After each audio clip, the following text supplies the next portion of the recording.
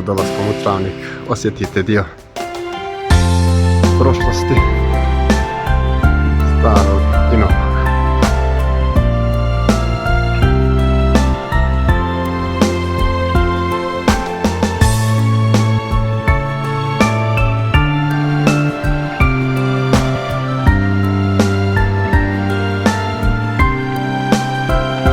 Ima ovih stepenica mašala. Jest da je ugrijalo, ali eto, nekako ću se ispiti. Jallahi, bismillah.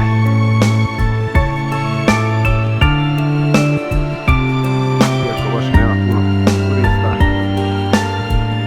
ali se široki otvorak. Ovdje imamo neke izložbe slika ptice travničkog kraja, rijetke ugrožene biljne vrste, ovo boje. Zanimljivo su ovo stavove, koga interesuje, koga zanima. Ovdje su nekad veziri hodali. Evo, par njih turista tu ima. Ovdje su domaći, ko će znati. Ovdje neki otvor, sila izbrdo.